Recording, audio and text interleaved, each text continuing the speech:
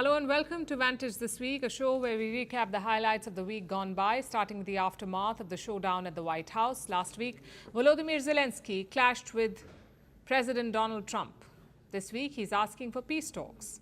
While the US has pulled back military aid to Ukraine, Russia has ramped up attacks, and Europe is scrambling to come up with a plan.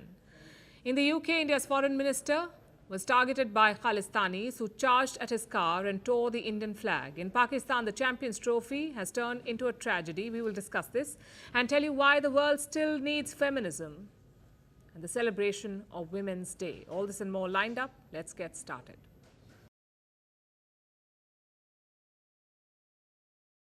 Playing cards. Right now, you don't. You're playing cards. You're playing cards. You're gambling with the lives of millions of people. You're gambling with World War III. You're gambling with World War III.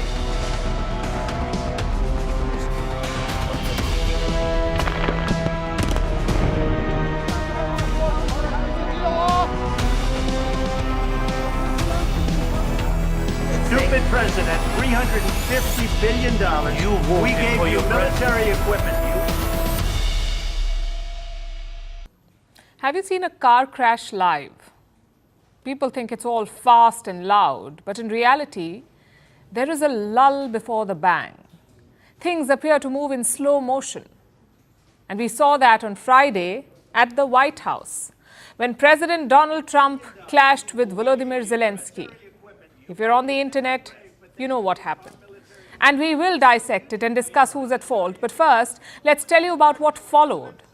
After the clash at the White House, Zelensky flew to London. He met UK Prime Minister Keir Starmer there. He also attended a European summit on Ukraine. And there, Zelensky made a U-turn.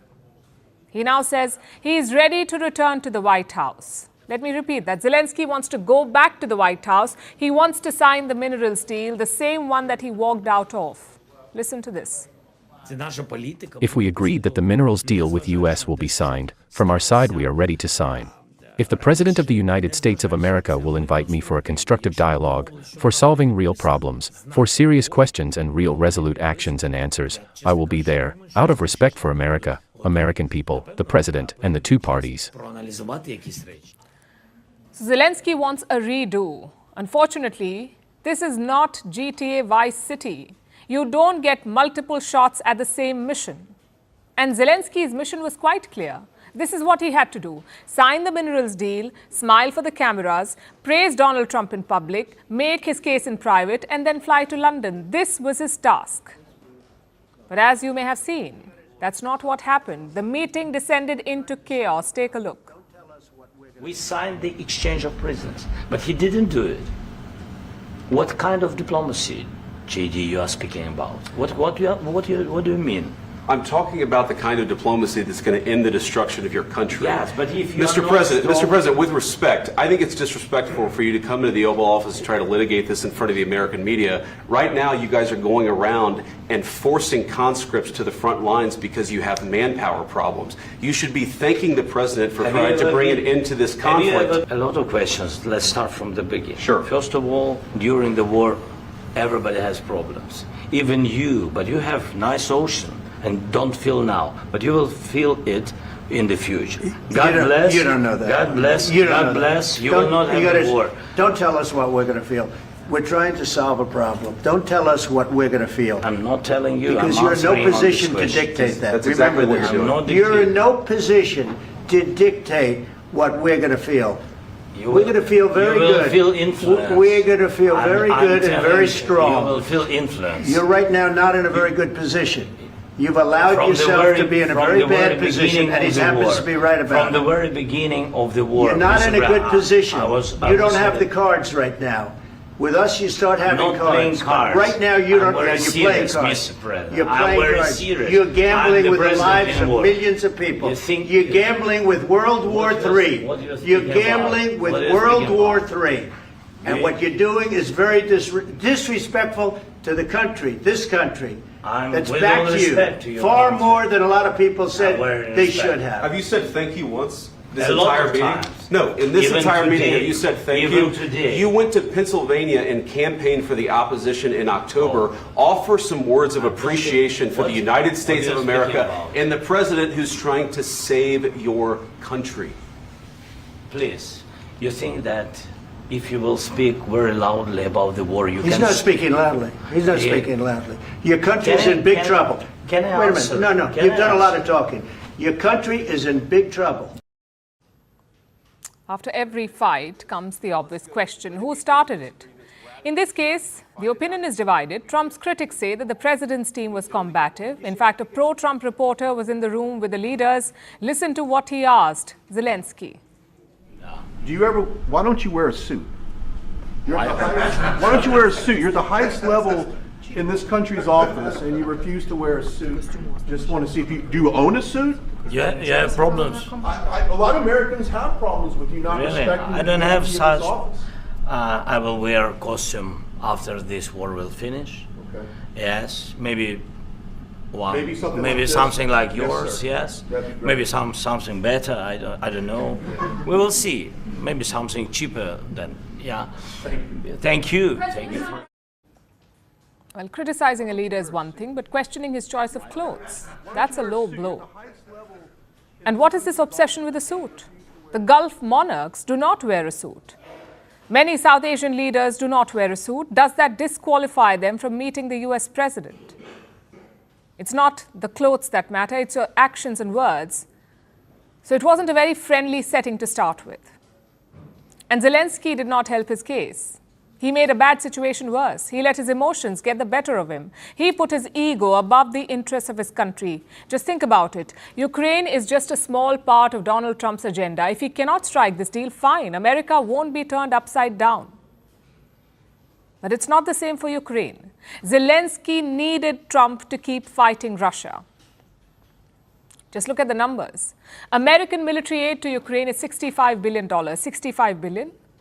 European aid is $51 billion. That's $51 billion by more than 27 European countries.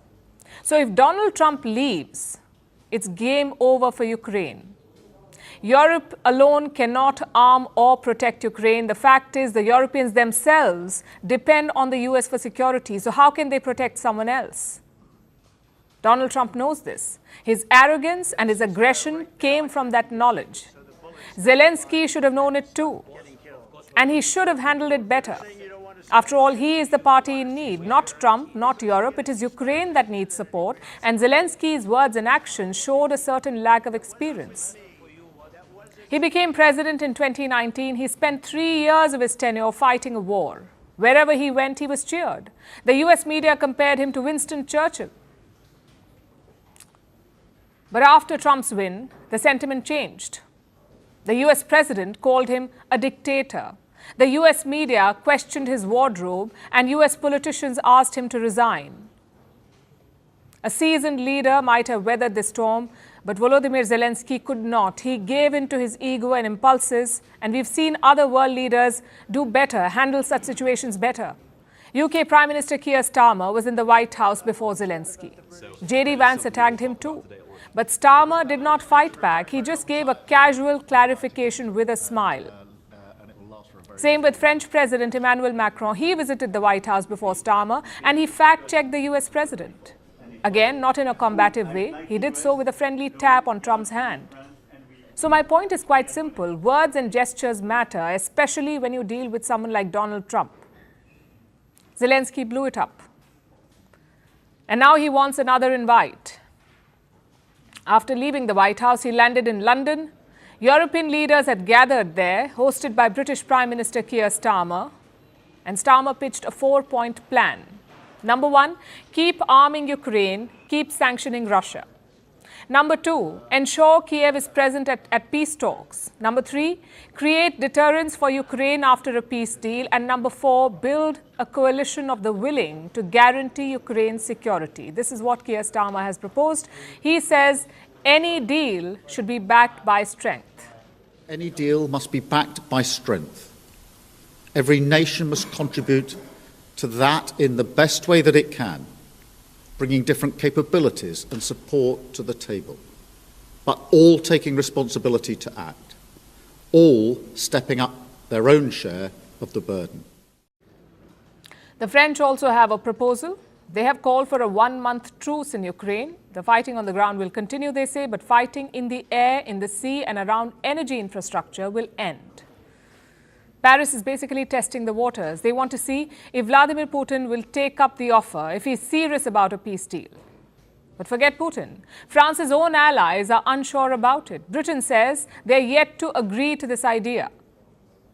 Meanwhile, the rest of Europe is pitching in, not with proposals or weapons, but with empty words of support. Dozens of leaders have expressed solidarity with Ukraine, and Zelensky has been thanking each one of them on Twitter, or X as they call it now. You could call it the J.D. Vance effect. But words will not repel bullets. As a wartime leader, Zelensky should know that he may get respect in Europe, but Europeans cannot ensure his country's security. Their leaders have been open about that. They say the US will have to give security guarantees. The man who can do that is US President Donald Trump. But after Friday's horror show, who knows? A lot of Trump's allies are asking Zelensky to resign. They want a fresh face to reset ties. We don't know if that will happen. Either way, Friday was not a good look for Zelensky or for Trump. The only winner was Vladimir Putin.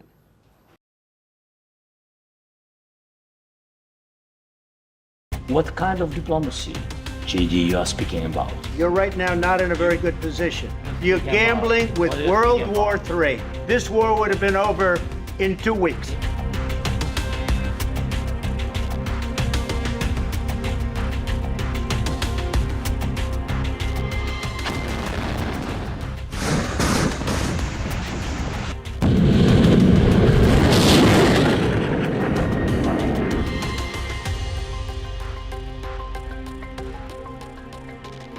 Donald Trump's gamble has paid off. This week, he suspended Ukraine's military aid. He cut off their most important lifeline, and it's worked in the way that he hoped it would.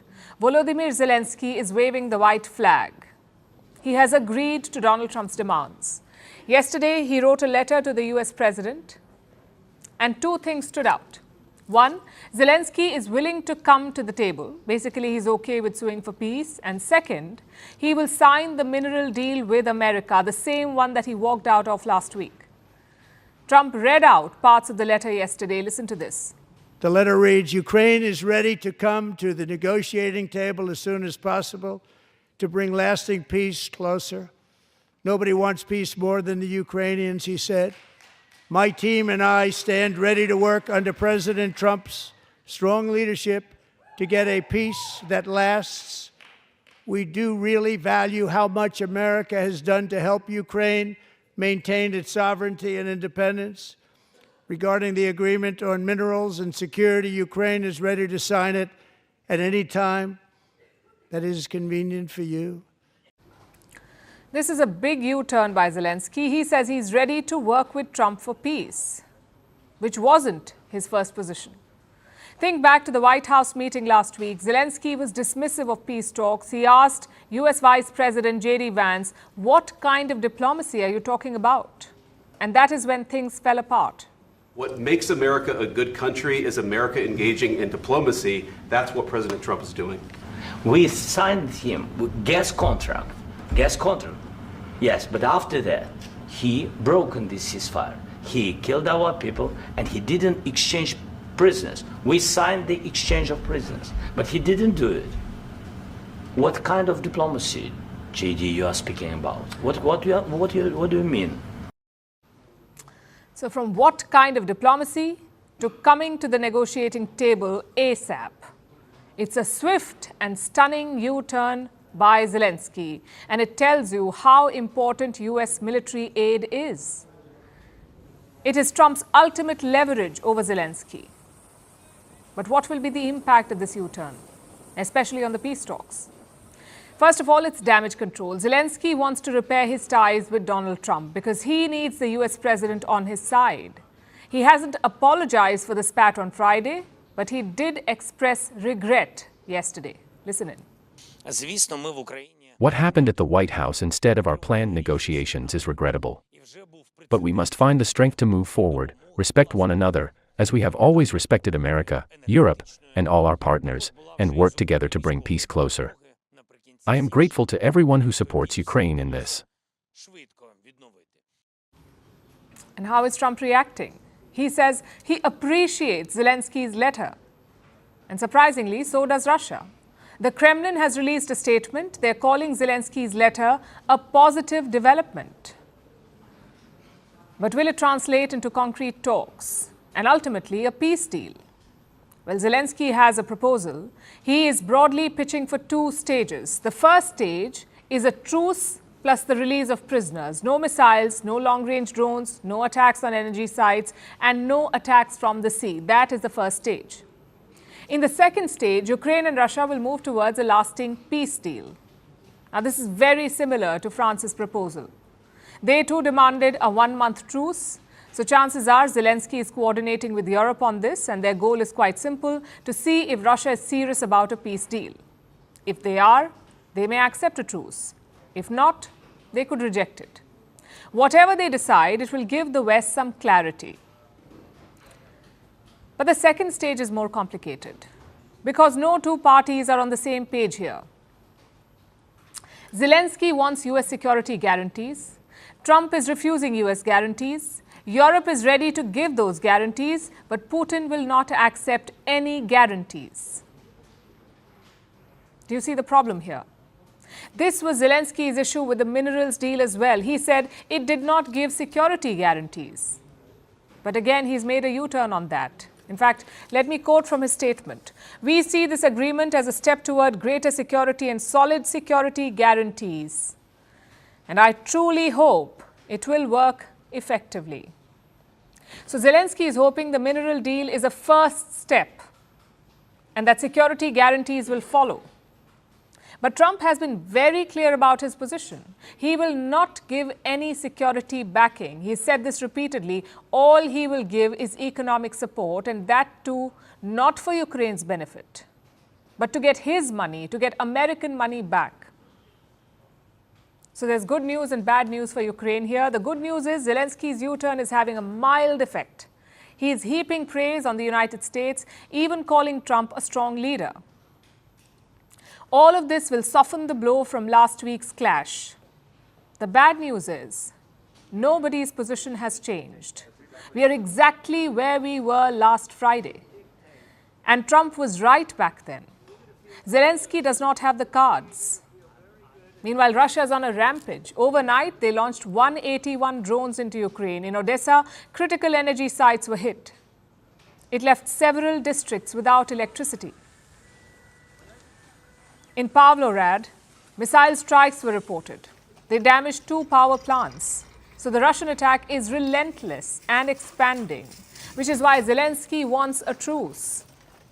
He desperately needs some time to get his affairs in order, to reset his ties with Donald Trump, and to chart out a war plan. This U-turn may buy him some time, but it won't really improve his position, neither on the battlefield nor at the negotiating table.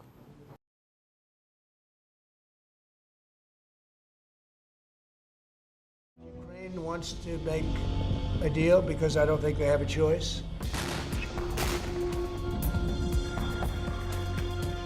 Ukraine is ready to come to the negotiating table as soon as possible.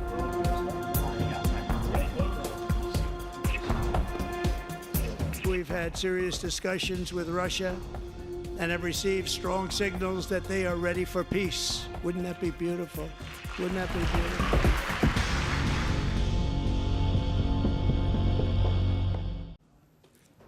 Russia is on the offensive. This week, the US withdrew significant military support to Ukraine. First, they pulled back military aid, then they stopped intelligence sharing.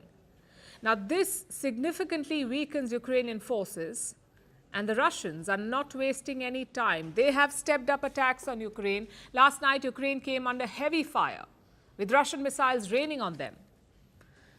The Russians targeted Ukraine's critical infrastructure like the energy and gas facilities. The extent of the damage is not clear, but the scale should worry Kiev because Moscow has been at it. They've been ramping up attacks for days now. The Russians want to secure gains on the battlefield and, if possible, capture more territory. They want to weaken Ukraine before they sign a peace deal, and the US is blaming Ukraine for this state of affairs. It says Kiev brought it upon itself. Yeah, but you know, this is one of those, very candidly, they brought it on themselves, the Ukrainians. The best way I can describe it is sort of like hitting a mule with a 2x4 across the nose. You got their attention. And it is significant, obviously, because of the support that we give, okay? But it's one way to sort of get your attention to do it. But it's a pause. It's not an end. And it's then up to them to do it. For Zelensky, the writing is on the wall. In fact, it has been for a while, but I guess he has no choice but to see it now. He is not winning this war. He cannot withstand Russia on the battlefield without American military aid. Now that aid has been cut. So for how long can Ukrainian forces last in this fight? Best case scenario, 6 months. Worst case, 4 months. And these are just estimates. Either way, time is running out for Ukraine, so Zelensky is now keen to negotiate. A meeting is being set up in Saudi Arabia, where officials from the US and Ukraine will meet next week. Well, President Zelensky sent a letter to the president. I think the president thought that it was a really good, positive first step. And from that, we're now in discussions to coordinate a meeting with the Ukrainians in Riyadh or even potentially Jeddah. So the city's moving around a little bit, but it will be Saudi Arabia. And I think the idea is to get down a framework for a peace agreement and an initial ceasefire as well. Zelensky, too, will travel to Saudi Arabia next week. He is expected to meet Mohammed bin Salman, the Saudi crown prince. It is not clear if MBS will attend the talks, but this meeting is definitely a step forward. Last month, the Russians attended a similar conference. They met officials from the US in Riyadh, and now it is Ukraine's turn. The US wants to hear them out, with the Saudis acting as mediators again. So what does the US hope to achieve with this? 2 things. First, narrow down a framework for a peace deal, and second, discuss the possibility of a ceasefire. That's what they're aiming at, the Americans. And what is Zelensky's wish list? He says the US should put pressure on the Russians and get them to agree to his demands. And here is the list of his demands. Stop attacks on critical infrastructure like energy and power facilities, stop missile attacks, stop dropping bombs and long-range drones, and stop military operations in the Black Sea. Basically, Zelensky wants Russia to stop attacking Ukraine before signing a peace deal. That is his ask. Unfortunately for him, he is in no position to dictate terms. He is at the mercy of the Americans. Trump may or may not pay heed to his demands, especially after their very public spat last week. Although we know that Zelensky has climbed down since, Trump says the Ukrainian president has apologized. He is also offering to sign the minerals deal because he has no choice. Those are Trump's words. And when Zelensky inevitably comes back to the White House, what do you expect from him? And do you think you'll see him in a necktie? Well, I think what's going to happen is Ukraine wants to make a deal because I don't think they have a choice. I also think that Russia wants to make a deal because in a different way that only I know, they have no choice either. Trump's team is taking a softer approach now. They say Zelensky is engaging in good faith. And what about the Russians? Will they listen to Ukraine's demands? Unlikely, because Putin has made it clear that he wants a peace agreement on his terms. We must choose for ourselves a peace option that will suit us and that will ensure peace for our country in the long-term historical perspective. We do not need anything that belongs to others, but we will not give up what is ours.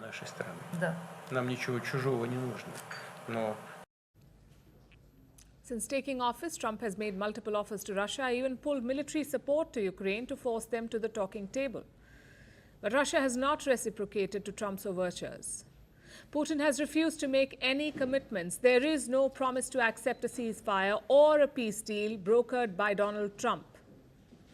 In fact, the Kremlin does not even recognize Volodymyr Zelensky as a legitimate leader. Listen to this. The question is who to negotiate with. As of now, the Ukrainian president is still legally prohibited from negotiating with the Russian side. Therefore, the overall approach is positive, but the nuances have not changed yet. Now, this has always been Russia's stance. If they don't recognize Zelensky, will they sign a deal with him? As of now, the Russians want to talk only to the US. And they've made sweeping demands, like the demilitarization of Ukraine and NATO's withdrawal from Eastern Europe. Will Trump give this to Putin? Will Europe agree to this? And where does this leave Zelensky? On the back foot and far from a peace deal.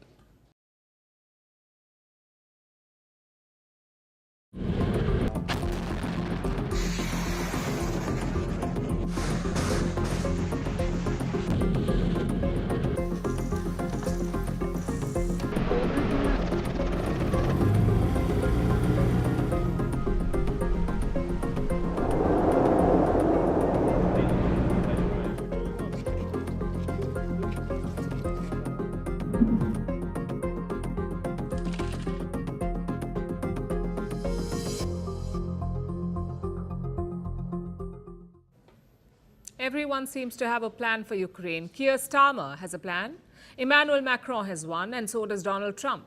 So Italy does not want to be left behind. Their Prime Minister, Giorgia Meloni, proposed a plan yesterday. A NATO security cover for Ukraine. Not membership, only security cover. Listen to this. It's something different from NATO membership, but it would extend the same protection that NATO countries have to Ukraine. I believe that would be a stable, lasting, and effective security guarantee, more so than some of the proposals I'm seeing. It's an interesting proposal, but what does it mean? NATO has something called Article 5. It's a mutual defense clause, Article 5. If one NATO member is attacked, all of them will respond together. That's what Article 5 says. Say, Russia launches a missile at Germany. Then all of NATO will hit back. Now, Giorgia Meloni says, let's extend this security umbrella to Ukraine as well. No membership, only the security. And this would not happen immediately. It would be part of a peace deal. Now, we know that Ukraine is asking for security guarantees, so Meloni basically wants NATO to give it, which raises two questions. Number one, what's in it for her? And number two, how are different camps reacting to this? Well, we haven't heard any reactions yet. Chances are Western Europe will support the idea. The likes of France and the UK have already offered to send peacekeepers, so they might agree. But the United States? Highly unlikely. Donald Trump is opposed to NATO membership for Ukraine. He has also ruled out American guarantees. What concessions would you like to see? Oh, I don't want to tell right now, but I can tell you that NATO you can forget about. I think that's probably the reason the whole thing started. Which brings us to the other question. Why is Giorgia Meloni proposing this? What's in it for her? To put it simply, it's a safer bet. You see, right now, there's a lot of talk of building a coalition of the willing. Basically, there's no pressure to join. If you want to defend Ukraine, if you're willing, you can pitch in. You can send peacekeepers or give guarantees. The likes of France, Britain, Australia, Ireland, and Canada are open to this, to join this coalition of the willing. But Giorgia Meloni is not. She had rejected the idea of sending peacekeepers. But a NATO umbrella is different because it would automatically include the United States. So Meloni's idea is clear. She wants America to be part of Ukraine's future defense. Maybe she doesn't think that Europe can do it alone. Well, whatever the intent, this proposal does raise questions, not just about Ukraine, but also about NATO's future. Where is this alliance headed? Towards the end of the last decade, the answer was nowhere. It looked like NATO had no future. Only a few years back. In 2019, in fact, French President Emmanuel Macron had called NATO brain dead. But Russia's invasion flipped the switch. Suddenly, NATO found a new purpose. It found a new yet old villain in Russia. Cut to 2025, things are uncertain again. Donald Trump is sending mixed signals on NATO. Yesterday, he gave them a warning. If you don't pay up, I won't defend you. If they don't pay, I'm not going to defend him. No, I'm not going to defend him. I got into a lot of heat when I said that. You said, oh, he's violating NATO. And you know, the biggest problem I have with NATO, I really, you know, I mean, I know the guys very well. They're friends of mine. But if the United States was in trouble and we called them, we said, we got a problem, France, we got a problem, a couple of others I won't mention. Do you think they're going to come and protect us? They're supposed to. I'm not so sure. So Trump has two issues with NATO. One, that other members don't pay enough, and two, that other members may not come to America's defense. Not that they need it. Despite this rhetoric, Trump is not plotting a walkout, not yet. His buddy Elon Musk wants the US to leave NATO, but Donald Trump has other ideas. He has named a new ambassador to NATO. Listen to what he had to say. If confirmed, I will work tirelessly to strengthen the alliance, ensure the security of the American people, and uphold our nation's role as the beacon of freedom and liberty. President Trump has been clear. The United States remains committed to NATO and to the principle of peace through strength. That principle has guided NATO's founding and remains vital today as ever. Trump has a new target for NATO. He wants all members to spend 5% of their GDP on defense. Fun fact, even America doesn't spend 5% of their GDP. The US spends around 3.4% of their GDP on defense. They last spent 5% back in 1990. Either way, Donald Trump's pressure is paying off. Europe is rearming itself. The likes of France want Europe to defend itself, to not be dependent on the United States.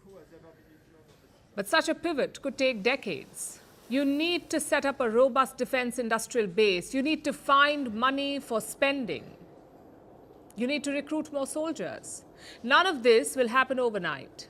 So in the short term, NATO will largely remain unchanged. But in the long run, we could be looking at big changes. It could weaken both sides, because the US has also benefited from this alliance. Look at their interventions across the world. American interventions in Libya, in Yugoslavia, in Afghanistan, all of these were NATO operations. Sure, America could have done it all by themselves. But NATO gave them a convenient shield. It gave the impression of support for America's operations. Same with political influence. America's security umbrella gives them deep influence in Europe. If you take that out, will the influence remain?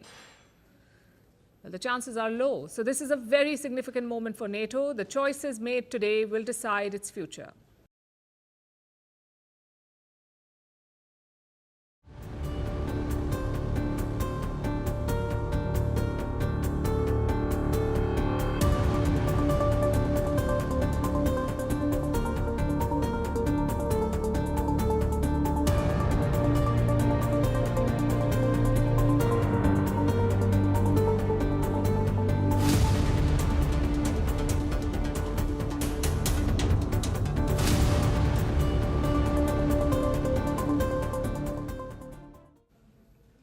History has a way of repeating itself, and in the grand theatre of geopolitics, old rivalries do resurface every once in a while.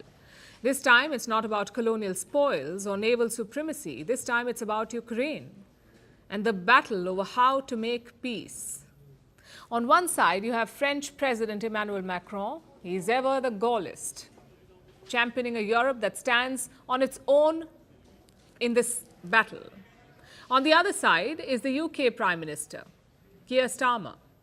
He is sticking to the old script and betting on transatlantic ties. So it looks like it's France versus the United Kingdom once again. They have worked together until now, but leaders, both the leaders in fact, met with US President Donald Trump. Both agree that Ukraine should be defended. Both call for a truce, yet their visions are very different.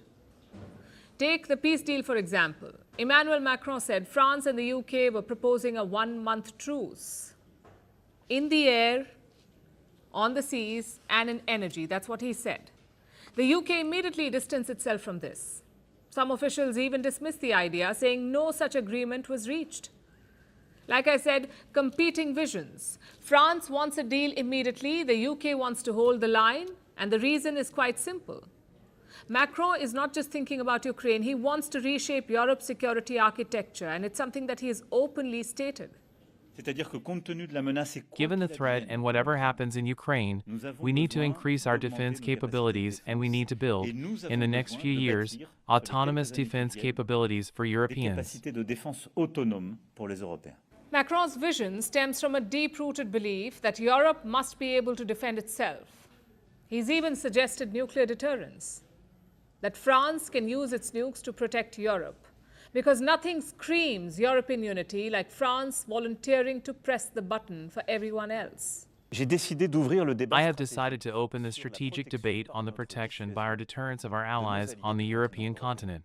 Whatever happens, the decision has always been and will remain in the hands of the President of the Republic, who is the head of the armed forces. Of course, the idea sounds grand in a speech, but is it mere posturing? Yes, France's military capabilities are formidable, but they are no match for NATO.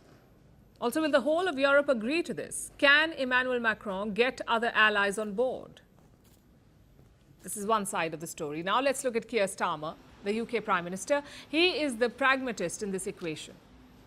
His approach is rooted in London's long-standing loyalty to Washington. Since the Second World War, the UK has been America's closest ally in Europe. This role has defined its defense and foreign policy. So the UK's first instinct is to keep America in the loop. It's almost like a transatlantic reflex. We have to make sure the US, Ukraine and Europe are all on the same page to put Ukraine on the strongest possible position. But beyond that, what matters is lasting peace. We've done that by working with the US. No two countries work as closely as we do on defence and security and intelligence. For Starmer, this is not just about strategy, it is also a necessity. In 2016, Britain exited the European Union. Since then, it has struggled to define its role on the global stage. Being the most reliable European partner to the US is one way to maintain that relevance. It's not like Starmer is dismissive of European autonomy, but his actions suggest something else, that he's placing his bets on the Atlantic Alliance. The US has been a reliable ally to the UK for many, many decades and continues to be. There are no two countries as closely aligned as our two countries, and our defence, our security and intelligence is intertwined in a way no two other countries are. So it's an important and reliable ally for us. The discussions we've had today, particularly the coalition of the willing, is on the basis that this is a plan that we will work with the US, and that it will have US backing. So what happens next? Will these competing visions lead to a clash, or can Macron and Starmer make it work? The most likely scenario is that of an uneasy cooperation. The UK and France will continue to work together on Ukraine, but they will have distinct priorities, and this divide goes beyond just these two leaders. It reflects a larger strategic choice that Europe has to make. Should the continent rely on itself for security, or should it remain tied to Washington's shield? And neither position, remember, is without risks. European autonomy requires consensus and capability, both of which remain elusive. Meanwhile, transatlantic dependence leaves Europe exposed, especially to America's many mood swings. Macron and Starmer represent two sides of this argument. The question is, which one will prevail?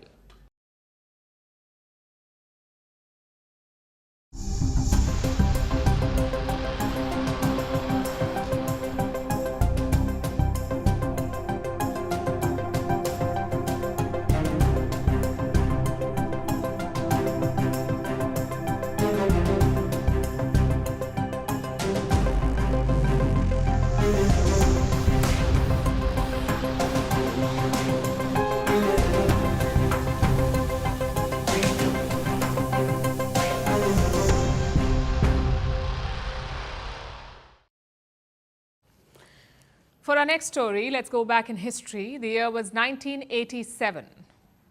Donald Trump landed in Moscow. It was his first trip to Russia. Later, he wrote about it in his book. Trump called it an extraordinary experience. He stayed in top-tier hotels, he was wined and dined by Soviet officials, and he toured for sites to build a hotel. Not much came out of the trip, though, but Trump flew back to the US energized. Suddenly, politics was on his mind. He tried to run for president that same year, in 1987. He pushed for a Republican nomination, but he failed. The question here is, what exactly happened on this trip? What made Donald Trump turn to politics? And this question has been around for years. Now, an ex-Soviet officer says that he has the answer. His name is Alnur Musayev. He says the KGB recruited Donald Trump in 1987 during the same trip. The KGB, as you would know, was the Soviet Union's main spy agency. And Musayev says they cultivated Donald Trump. They also gave him a code name, Krasnov. That's what he claims. And that's what all of this is, just claims without proof. So take it with a sack of salt. Having said that, such claims have been circulating for a while, including questions like, is Donald Trump a Russian agent? Is he an asset? Is that why he's aligning with Russia? Interestingly, Trump's Russia connection is older than this, older than his visit in 1987. It actually began in 1977. That's when Donald Trump married Ivana Zelnikova. She was a Czech model. And that put him on the Russian radar. Cold War archives show that Donald Trump was being spied upon. A decade later, he landed in Russia. Several KGB operatives met him. They showed him around. There's even a famous photo from this trip. It shows Trump and his wife posing in St. Petersburg. And this was not just sightseeing. Trump had a goal. He wanted to build a hotel in Moscow. And not just any hotel, a joint venture with the Kremlin. That's what he wanted. The deal did not work out, though. But reports suggest that Soviet officials flattered Trump.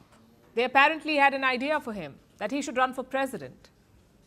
As history shows, that idea did not fade away. Trump returned to the US and took out full-page ads in major newspapers. Do you know what the ads were about? It was basically an open letter to Americans, a letter that suggested that the US should stop defending other countries, especially those who can pay for their own defense. Does it ring a bell? It should, because now he has turned it into American policy. But back then, the ad was quite controversial. It was seen as a jab at the then US President Ronald Reagan. Then by the year 2003, Trump was in deep financial trouble. His companies filed for bankruptcy. But within 2 years, things started looking better.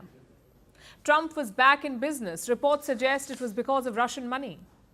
Investments flowing in from Moscow. In fact, in 2008, his eldest son even confirmed it. He said, and I quote, "Russians make up a pretty disproportionate cross-section of a lot of our assets." In 2013, Donald Trump spent 36 hours in Moscow. He wanted a meeting with the Russian president, but Vladimir Putin declined. That did not deter Trump. He still wanted a Trump Tower in Moscow, and he kept pushing for it until 2016. At the same time when he was running for president in 2016. He won that election, and Russia was accused of meddling in it, of trying to tip the scales in Trump's favor. Then a new dossier came out, raising further suspicions. It was called the Christopher Steele dossier. It detailed alleged connections between Trump and Russia. This dossier was later discredited, but an inquiry was launched nonetheless, an investigation led by a man called Robert Mueller. It focused on the charges of collusion between Trump's campaign and Russia. That's what they investigated. The Mueller report did not find a smoking gun, no proof of collusion. But it did not exonerate Donald Trump either. Now, irrespective of all of this, Trump continued to have an almost public romance with Vladimir Putin. He openly praises the Russian president. He often sides with him. In fact, look at the recent peace talks on Ukraine. Trump is pushing for concessions that align with Russia's demands. Now, to be fair, none of this proves that Trump is a Russian agent.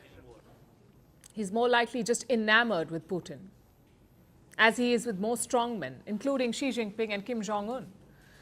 Plus, he's not the only US president to be pally with Putin. George W. Bush had quite the relationship with the Russian president. He drove Putin around. He danced with him on stage. He even claimed that he saw Putin's soul. So what is the verdict? Is Trump a Russian spy or just a Russian sympathizer? You see, he's the opposite of subtle. He wears his loyalty on his sleeve, not the typical traits of an asset. Curiously, Russia seems to have had a strange, almost magnetic pull on Trump for decades. Maybe it was the flattery, maybe it was the promise of a deal that never quite materialized, or maybe Trump was never really playing the game. He was being played.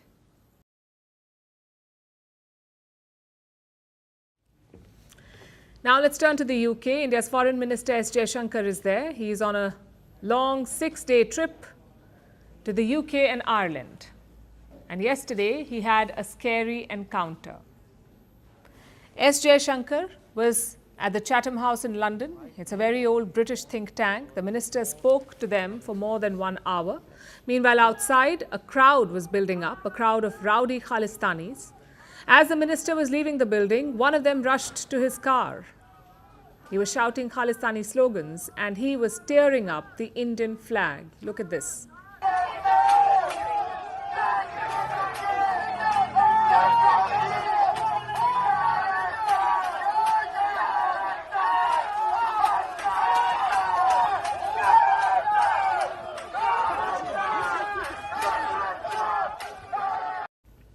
This is a serious security breach. You have dozens of protesters with Khalistani flags. They're right across the road from Jaishankar's car, perhaps 30 to 40 meters. That's it. And they did not appear magically there. They began gathering when Minister Jaishankar arrived, so the cops had plenty of time to secure the area. Yet what did they do? Put up a flimsy barricade to hold them in. And look at the man who charged at the minister's car. He wasn't even behind the barricade. He had a free run straight to the car.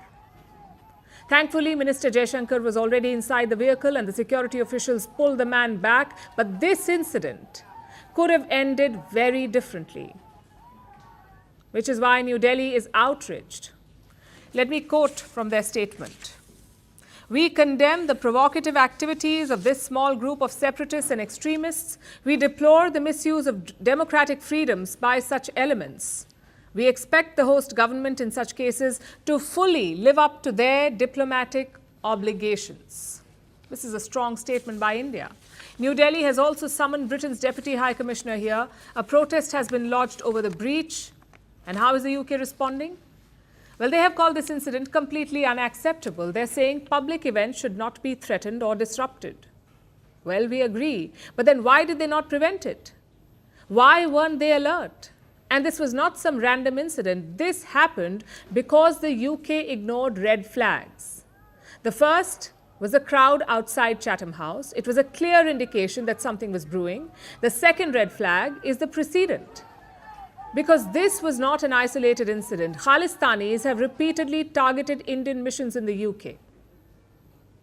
In January, they ganged up outside the High Commission in London. Back in 2023, they actually attacked it. They attacked the Indian High Commission. The Indian flag was desecrated. The High Commission's property was destroyed and our officials were hurt.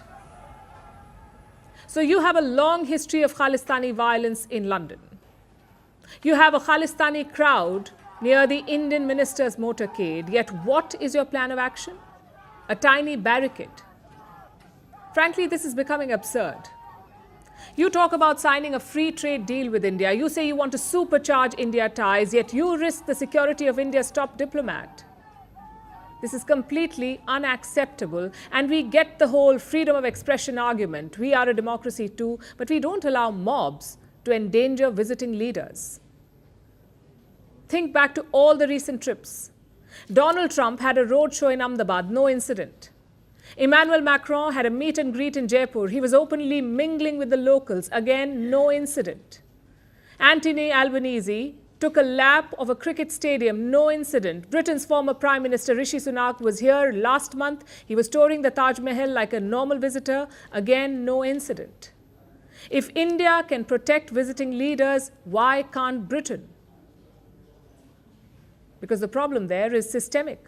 Because Britain does not see Khalistanis as a security threat. They see them, or they see this, as an issue of freedom. Or perhaps a pressure point against India. Unless that changes, such incidents will keep happening, and we hope London is listening because we know that they are very keen to build ties with India. The UK's Foreign Secretary hosted Minister Jaishankar at his country residence. It's called Chevening House. He also had a meeting with Prime Minister Keir Starmer. So clearly London is going the extra mile, but we say forget the extra mile. Do the bare minimum first. Crack down on elements threatening India's integrity. Secure our diplomats and visiting officials. That is the first step to meaningful relations. Not complicated trade deals or working retreats, but mutual respect and safety.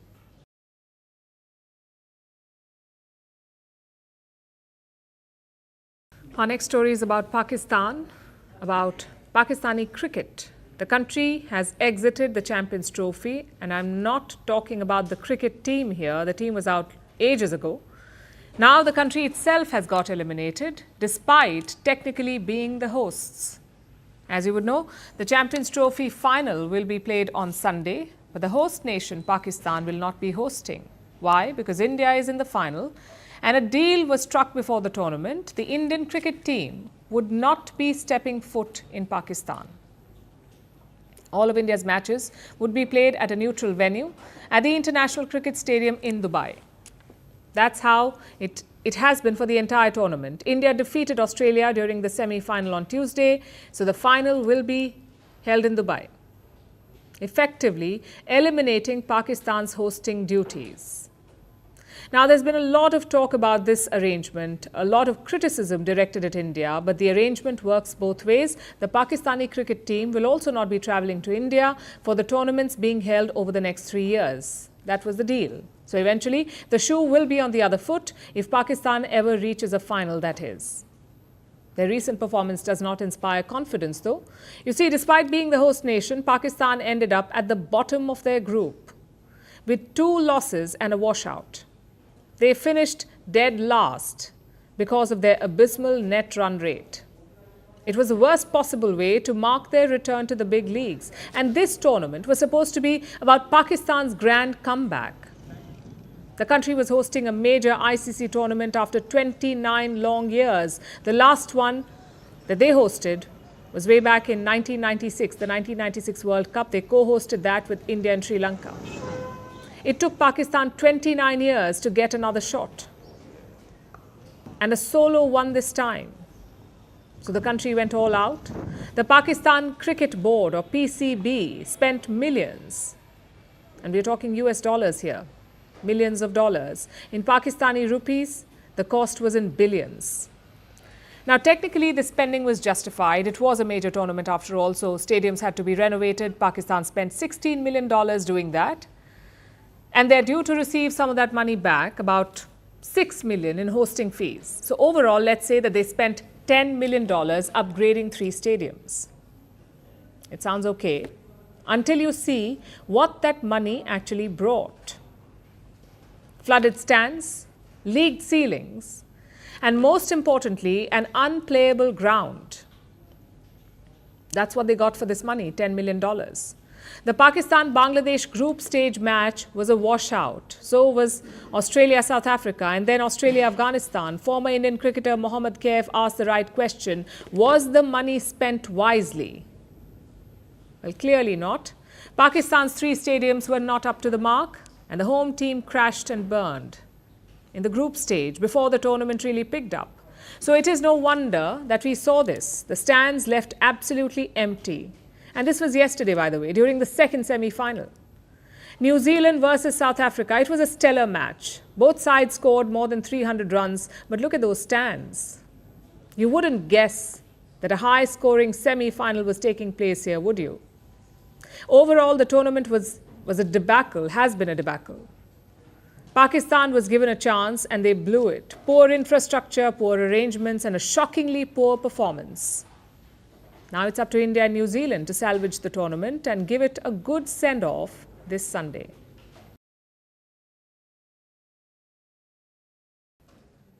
It is almost International Women's Day. So let's talk about the F word, feminism. It's a hot button topic, isn't it? But before we get into the debate, let's talk facts. Feminism is one of the oldest movements in the world. There is no single definition for it because there is a complicated history of different ideas, values, geographies, and so on. But in general, feminism boils down to one thing. And before you jump the gun, no, it is not about hating men. Feminism is about gender equality. It is the belief that women and men should have the same rights and opportunities, whether political, economic, personal, or social. Feminism demands equality in all these areas. So it sounds like a good thing, right? Well, many people don't think so. Let me show you some numbers. 1 in 3 men believe that feminism does more harm than good. That is a global average, 1 in 3. People also think that feminism has caused tension between men and women. Among the youngsters the world over, many believe that the burden of feminism falls on men. Apparently, men have to do too much to support equality. This is true for 6 in 10 men and 4 in 10 women. If you consider yourself a feminist, these numbers can be jarring, but this is the reality. In short, feminism gets a lot of hate, and there are a lot of reasons why. Let me give you 2. I'll start with a myth. Some people think that feminism is a war on men. Emotionally, maybe it feels that way. But in reality, the very opposite is true. According to research, feminism is good for boys. Boys and men benefit from learning about gender stereotypes and seeing women as allies. We're not making this up. Speaking of which, many people think that much of gender inequality is made up. And this is the second reason why feminism gets a bad rep. In today's world, gender equality is a lot like the healthcare system. It has come a long way. A lot of the problems no longer exist. So you could say feminism is a bit like vaccines. It can be difficult to appreciate their success, but don't get us wrong, of course, there is progress. In today's world, women and girls have far more options. Women have the right to vote in every country and territory in the world except for the Vatican City. Women are more educated. There are more women in formal paid work today than at any point in history. There is a woman in every parliament in the world. Women are leading companies and countries. So yes, no one can underplay the series of historic breakthroughs. We cannot overstate the progress. But here's the flip side. The older generation thinks the youngsters take all of this for granted. They don't know the battles that were fought to get to this point. The world over, only 53% young women call themselves feminists, and so do 32% young men. And these numbers have increased only marginally compared with the previous generation. So it is a double whammy. The fact is, despite our progress, gender inequality still exists the world over. Let me show you how. Women enjoy less than 2/3 of the legal rights available to men. Women earn 20% less than men for the same job. Women lose out on 60% of their income in the first 10 years after childbirth. Women are promoted less than men. Women receive far less funding for startups. Women do 76% of all unpaid care work. Women are more likely to live in poverty. Women spend more of their lives in poor health. A woman dies during pregnancy or childbirth every 2 minutes. 40% women live in countries where abortion laws are restrictive. 270 million women have no access to contraception. 500 million women lack access to menstrual products. 12,000 girls are at risk of genital mutation every day. 1 in 3 women suffer physical or sexual violence. Every 11 minutes, a girl or a woman is killed by someone from her own family. And this is why we need feminism. We need it because gender equality is 300 years away. 300 years. We are as far from it as we are from the French Revolution or the Ottoman Empire. We need feminism because it is smart economics. It can add $28 trillion to the global GDP. We need feminism because tokenism or mere conversations alone will not cut it. We need feminism because women are not treated equal to men, and we will not be gaslit into thinking that we are. The India-Australia semi-final has just ended, and good news, India have won. I'm sure most Indians were watching it live, especially with Virat Kohli leading the run chase. But India wasn't the only winner today. A bigger winner, you could say, is the UAE, because they will host the ICC Champions Trophy final, even though Pakistan is technically the official host. I mean, think about the irony. Pakistan is hosting their first ICC event in 30 years, but the final won't be hosted on their soil. It's among the many ironies that have triggered a meme fest online. Take a look.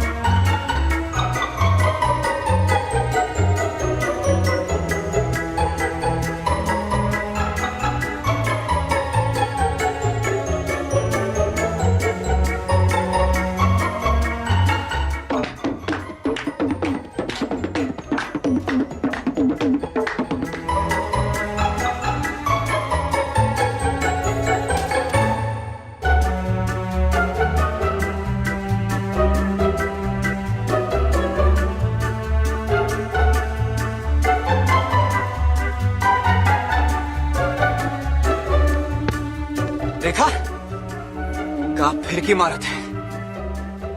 मिल गवा हमका हमारे 11 खिलाड़ी।